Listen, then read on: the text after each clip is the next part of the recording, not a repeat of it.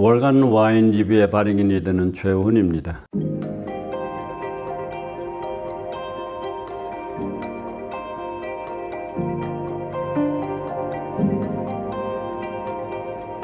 오늘은 지난번에 강론에 이어서 39번째 강론을 하도록 합니다. 강론의 주제는 이름난 도멘기 알용이 빚는 크레망의 이야기다, 이렇게 이해해 주시면 되겠습니다.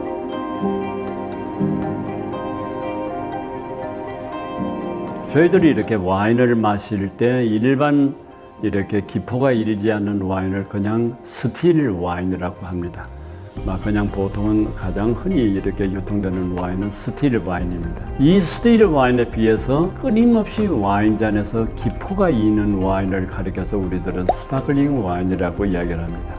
그런데 이 스파클링 와인을 프랑스의 경우에는 부디 이렇게 어휘를 나누어서 이야기를 합니다.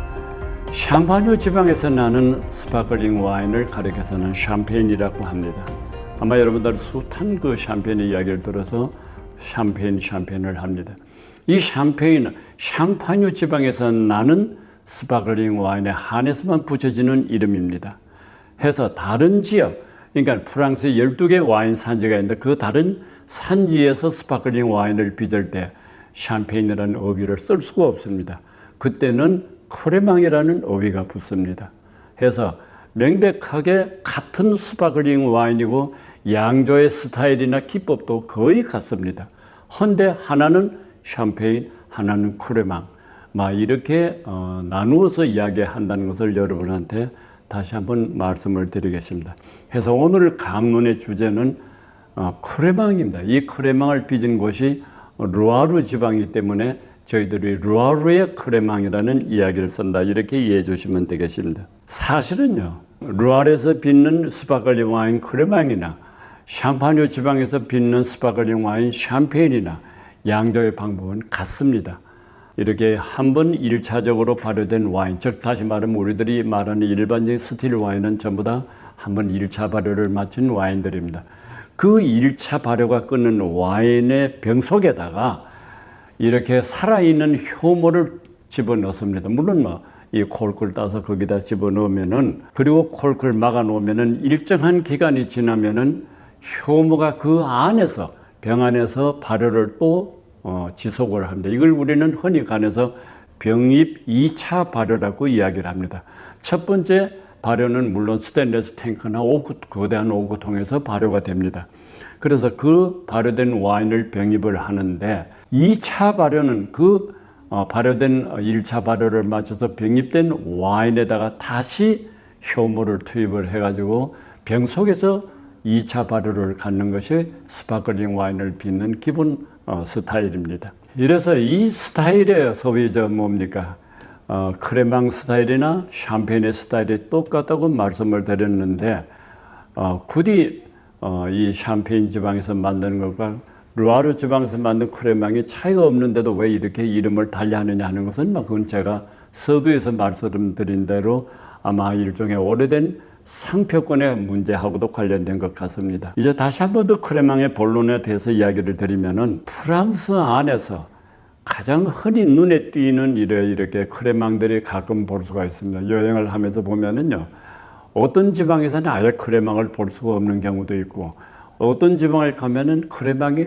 아주 흔히 눈에 띄는 경우가 있습니다. 12개 프랑스의 그 공식적인 와인 산지가 있는데 그 산지에 모두가 다 이렇게 발포성 크레망 와인을 빚느냐 안 빚느냐 하는 것은 사실 저도 잘 모르고 있습니다. 다만 통상적으로 가장 유통이 많은 곳은 루아르 지방에서 나는 크레망입니다. 해서 크레망 가운데 루아르 지방의 크레망이 가장 많은 그 유통이 있고 소비가 이루어진다는 사실을 말씀을 드리면서 나머지 두 군데 곁들여서 이야기를 합니다. 즉 다시 말씀드리면은 크레망 드 부르고뉴 지방에서 크레망이 나고, 다음에 저쪽에 동북 지방에 쥐라 지방에서 크레망이 납니다. 해서 이 호사가들이 붙인 이름이라고 저는 생각합니다만은, 저도 거기에 같이 따라서 이야기를 한다면 프랑스 안에서 3대 크레망을 이야기를 하라 이럴 때 크레망 드 루아르, 크레망 드 부르고뉴, 크레망 더 쥐라 이렇게 세 곳을 이야기한다는 걸 말씀을 드리겠습니다. 이제 이 크레망을 빚은 이 와인들이, 즉 와인 생산자가 누구냐 하면 도멘느 기 알리옹으로 돼서, 도멘은 이렇게 샤또처럼 이렇게 앞에 붙는 양조장의 명칭입니다.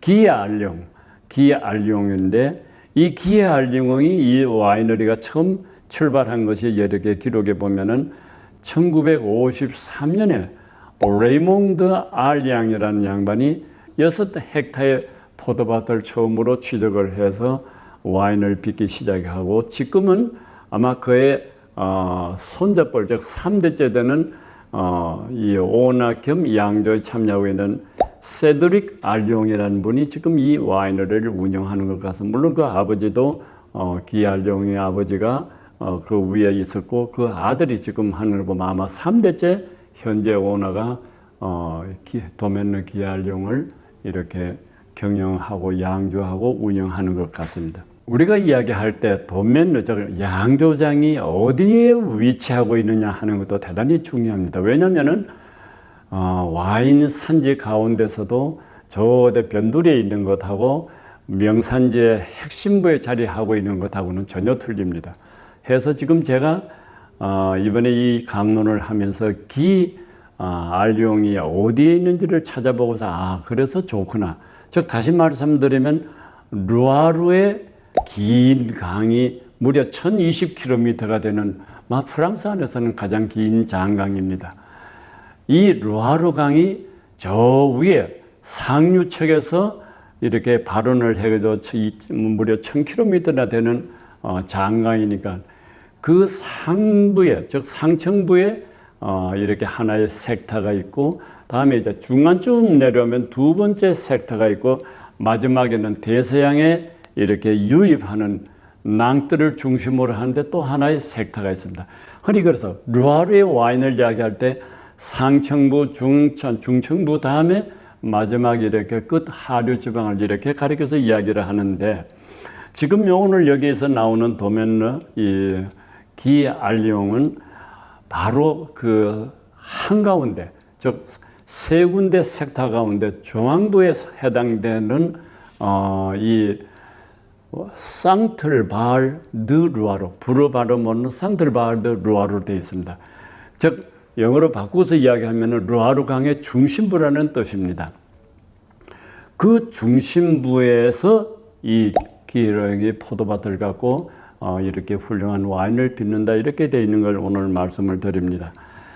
근데 이 상틀바르 드 루아르를 가리켜서 달리 뭐라 그러냐면은 하도 경관이 아름답고 흐르는 물의 유속이 워낙 그냥 호수처럼 잠겨 있는 듯 해서, 그리고 그 주변에 역사적으로 이름난 샤또 샹보르, 샤또 쉬농서 이와 같은 훌륭한 샤또들이 주변에 있고 해가지고 이 일대를 가리켜서 흔히 사람들은 달리 르 자르댕 드 프랑스, 자르댕 가든 오브 프랑스입니다. 즉 프랑스의 정원이라는 말로 쓸만 그 일대를 높이 이렇게 아름다움을 칭송을 하는 데서 나온 이름이라고 생각하면은, 오늘 지금 이 강론에 도멘느 기 알리옹이 바로 이 상틀 드 루아르에 있다 하는 것을 말씀을 드리겠습니다.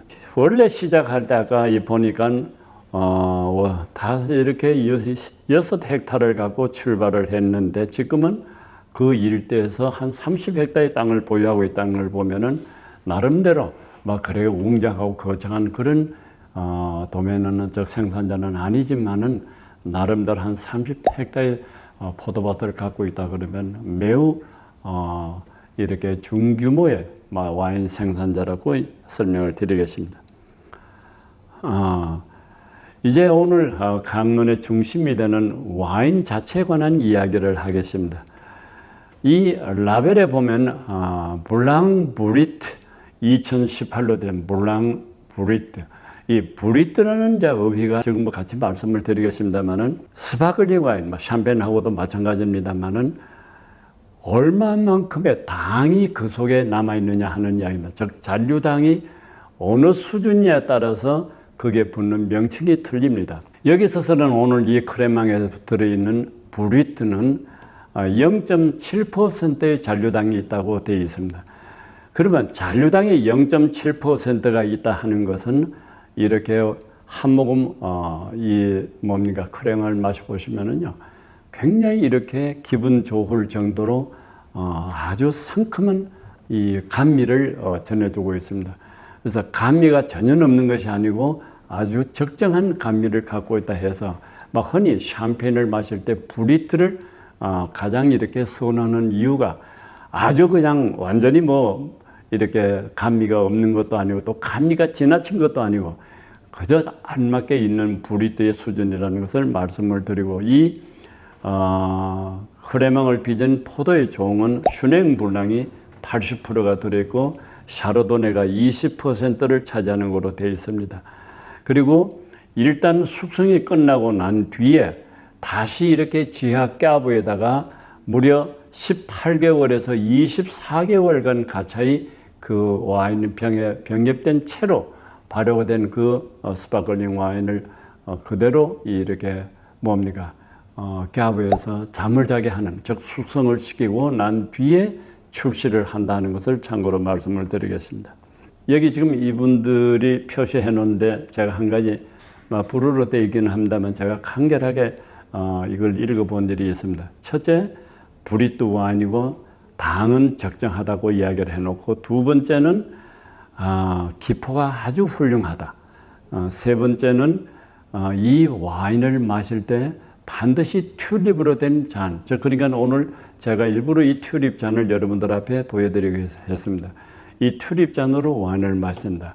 그리고 언제 이 크레망을 마시냐 하는 데 대해서 원칙으로는 원래는 이렇게 뭡니까 식전 혹은 식후주로 크레망을 마신다 이렇게 되어 있습니다만은 그냥 이렇게 뭐라 하면 일반 식사에 곁들여도 전혀 무리가 없다 이렇게 되어 있습니다. 그러니까 다시 말씀드리면은 저희들이 식사에 와인을 곁들이는 와인이기 때문에 굳이 식전주다 혹은 식후주다 이렇게 구분하지 않아도 좋다 하는 이야기입니다. 제가 여기 조금 빗나간 이야기인데 그 이야기를 하다 보니까 생각이 나는데 스페인의 그 헤르스 지방에서 나는 유명한 쉐리 여러분들이 아마 그 포티파이드 쉐리를 아실 겁니다. 쉐리도 사실은요 식전주에 마시는 쉐리와 다음에 이 식후에 감미가 넘치는 쉐리를 이렇게 구분을 해서 마신다고 되어 있는데 제가 그때 그 집에 들렸을 때 안내하던 분이 그렇지 않다. 쉐리도 그냥 식사에 같이 곁들여 마셔도 전혀 탈될 일이 없다 하는 이야기가 기억이 나서 같이 여러분들에게 말씀을 드립니다. 그리고 제가 이걸 아마 따른 지 거의 한 30-40분이 된 것 같은데도 아직도 지금 기포가 아주 미세한 기포가 일어나고 있습니다. 사실은요 스파클링 와인 즉 샴페인이나 크레망이 기포가 끊임없이 이렇게 이어지는 와인을 가장 좋은 질의 와인이라 이렇게 이야기하고 있다는 것을 곁들여서 말씀을 드렸습니다. 이 와인을 들여오는 이 수입사는 샤프 트레이딩입니다. 제가 샤프 트레이딩의 와인을 한 2차례 이야기를 했습니다만은 다시 한 번 더 그렇게 요란한 그 수입 유통사도 아닙니다. 그저 아주 알맞은 규모로 자기의 그 격에 맞는 와인들을 갖고 와서 아주 튼실하게 유통을 시키고 있는데 그 가운데서 제가 꼭 이 집의 와인을 외부 특강 때 쓰는 와인이 하나 있습니다. 웬티라는 미국의 캘리포니아 리버모어에서 나는 화이트 와인이 하나 있는데 그건 제가 어떠한 이 외부 강론에서도 제일 먼저 이렇게 화이트 와인을 쓰는 그러한 이 돋보이는 와인이 있다는 것을 말씀을 드리고 이 샤프 트레이딩에 다양하고 웅장하고 요란하고 그런 이렇게 수입사는 아니지만은 아주 착실하게 그리고 튼실하게 발전해온 유통사라는 것을 말씀을 드립니다. 이제 멀지 않아서 이렇게 찬바람이 불고 또 크리스마스도 닥치고 하면은요 이 발포성 와인이 아주 기분 좋은 모임에 쓰이는 와인이다 이렇게 생각하시면 좋습니다. 사실은 값도요. 이 샹파뉴의 그 샴페인은 조금 어느 면에서는 비싼 와인입니다. 거기에 비해서 대중적으로 이렇게 큰 부담 없이 마실 수 있는 이 크레망 와인, 그 가운데서도 르아르의 크레망이 참 좋다 하는 이야기를 오늘 강론의 마지막으로 끝을 맺겠습니다. 고맙습니다.